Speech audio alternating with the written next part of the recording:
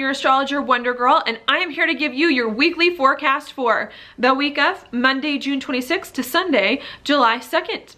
Now this week for you Capricorn is really going to be all about other people. That's because you have Mercury and Mars conjunct in your 7th house of partnerships and relationships, okay? So I think you're thinking a lot about just other people, the people that you relate with, that you talk to, that you're close to, all right? This for you is going to have a lot to do with career. In some ways, that's because we've got Mercury and Mars in your 7th house in a square with Jupiter in your 10th house of career, okay? So I think you're trying to figure out how you can partner with people or how your relationships can help you advance in your career, can help you move up in the world, can help you do some of the things that you really want to do to increase your social standing and to get your life going in the right direction here, okay? Now this is a little bit of a square here in between these two planets, so I don't think it's going to be the most easy for you. I think you might have to put in a little bit more effort and a little more work to try to figure out how to get the people in your life to really help you in the way that you want in your career and in the way that help you move up in the world, okay? So I see that being a big thing for you. While that's going on,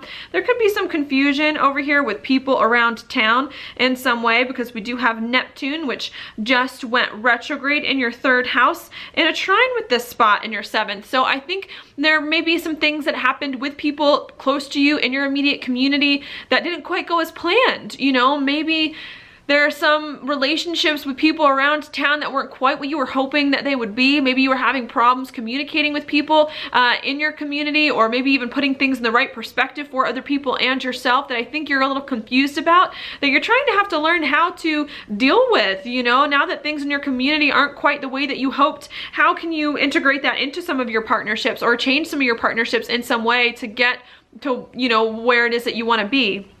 Now, while you're thinking about a lot of these things, I also think you've got some choices that you need to make between other people and between yourself, okay? And that's because we do have Mercury and Mars in your 7th and in opposition with Pluto over here in your 1st house, okay? So I think what's been going on lately is that you've been making some big changes just in your identity recently, or the past couple of years, about who you are, about what you want, about the life that you live, and things like that. And I think this week you're trying to figure out what people in your life are on board with these changes, on board with this new person that you're becoming, are moving in the direction that you're moving in, and which people are for you and which ones aren't, okay? I think that's what's going on this week.